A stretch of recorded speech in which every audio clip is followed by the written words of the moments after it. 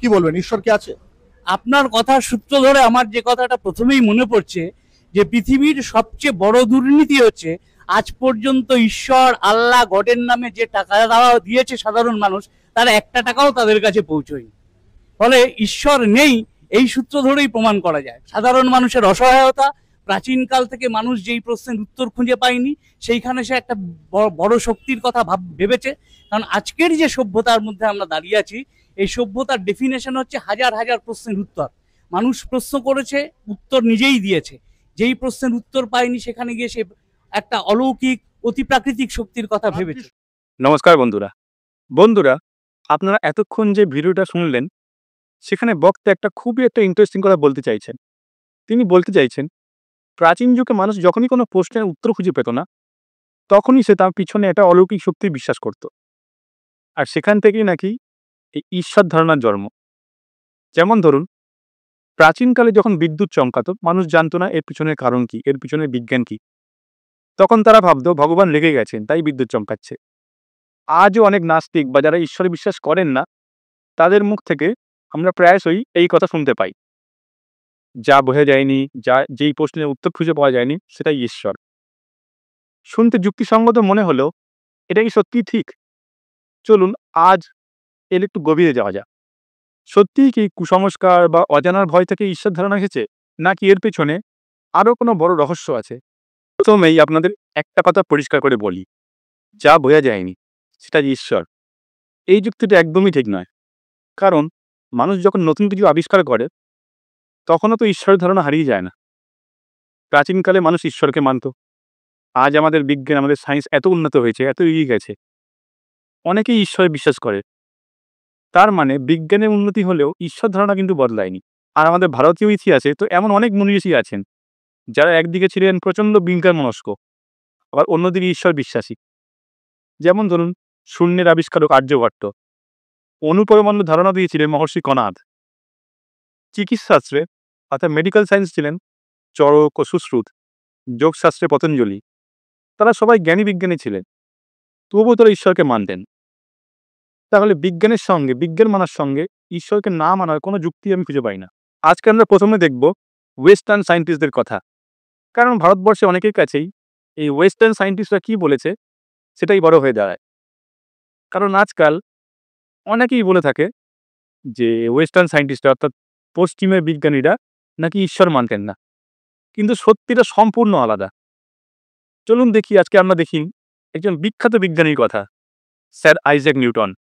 যিনি মাধ্যাকর্ষণ শক্তি, গতিসূত্র, ক্যালকুলাস, আলোর বিশ্লেষণ, এইসব বিখ্যাত বিখ্যাত আবিষ্কার করে বিজ্ঞানকে এক নতুন উচ্চতায় নিয়ে গেছে। কিন্তু জানেন কি, নিউটনের জীবনের প্রায় অর্ধেক সময় কেটেছে এই ধর্ম, বাইবেল আর ঈশ্বর নিয়ে গবেষণায়। তিনি বিজ্ঞানের বাইরে হাজার হাজার পৃষ্ঠা লিখে গেছেন ধর্মতত্ত্ব নিয়ে। তার ব্যক্তিগত নোট আর চিঠিপত্র থেকে আমরা এটা জানতে পারি। তিনি ঈশ্বরকে দেখতেন সর্বোচ্চ বুদ্ধিমত্তা বা সৃষ্টিকর্তা হিসাবে। নিউটনের একটা বিখ্যাত উক্তি আছে, আপনাদের পড়ে শোনাই, শুনুন। This most beautiful system of the sun, planets and comets could only proceed from the counsel and dominion of an intelligent and powerful being.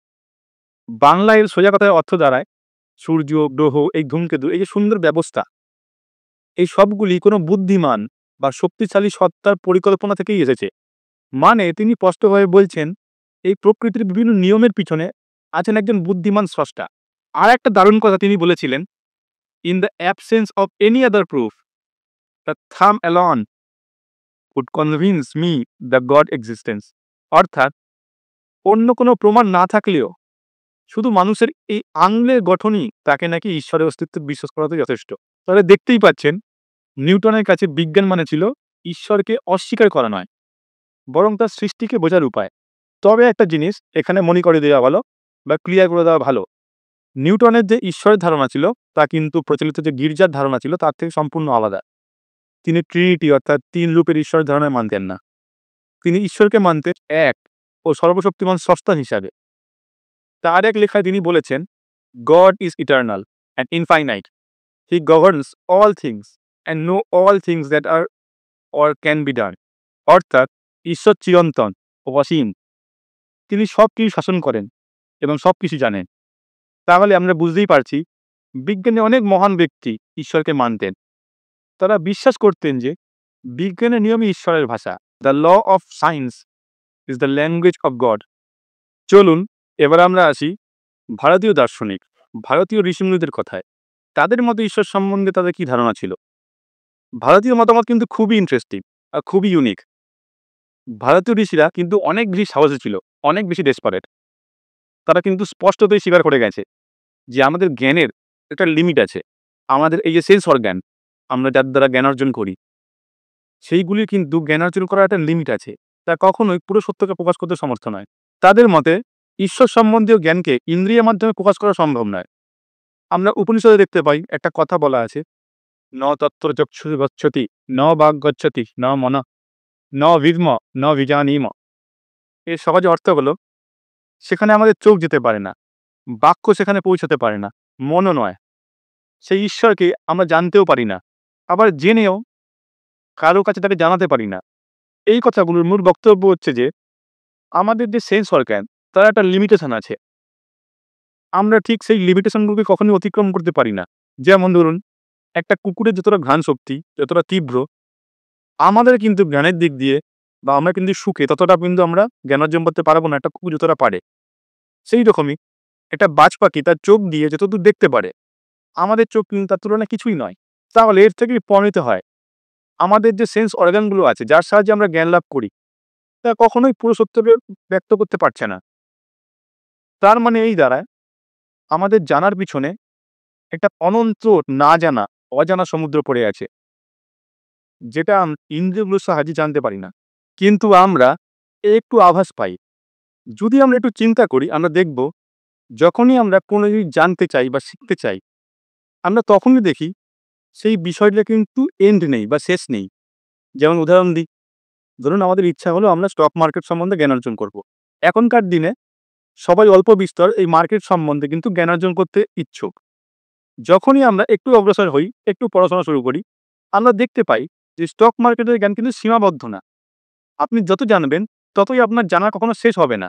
যারা দীর্ঘদিন ধরে এই মার্কেটে কাজ করছেন, তাদের সঙ্গে আপনারা যদি কথা বলেন, তাহলে আপনারা বুঝতে পারবেন যে কেউই কিন্তু এটা দাবি করে না যে আমরা মার্কেট সম্বন্ধে পুরোপুরি জানি বা জানতে পারবো কখনো।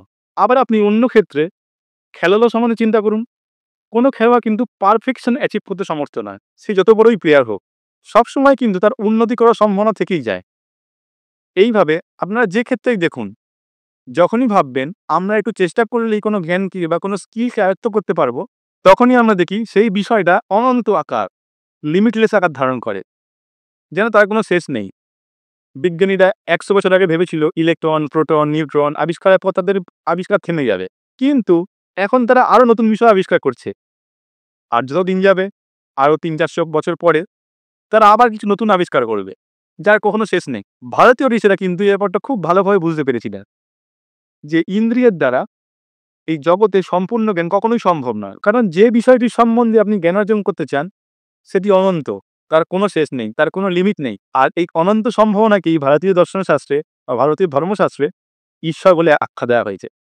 তাই অজানা থেকে ঈশ্বর ধারণা সৃষ্টি হয়েছে, এটা ঠিক নয়। তাই বন্ধুরা, দেখা যাচ্ছে ঈশ্বর ধারণা কোনো কুসংস্কার থেকে নয়, বরং মানুষের জ্ঞান আর চিন্তার সীমা উপলব্ধি করার ফল। বিজ্ঞান যতই এগোবে, মানুষ যতই জানতে পারবে, ঈশ্বর ধারণা ততই গভীর হবে। কারণ জানার শেষ নেই, আর সেই অনন্ত জ্ঞানের নামই ঈশ্বর। কিন্তু ঈশ্বরকে মানা বা না মানা, এটা সম্পূর্ণ ব্যক্তিগত ব্যাপার। কিন্তু এটা অস্বীকার করা যায় না যে মানব বিজ্ঞান যতই বাড়ুক, অজানা রহস্য সবসময় থেকেই যাবে। আর সেই রহস্যই আমাদের ঠেলে নিয়ে যাবে আরও জানার পথে, আরও অনুসন্ধানের পথে। আর সেই অনন্ত জ্ঞানের নামই আমাদের কাছে ঈশ্বর।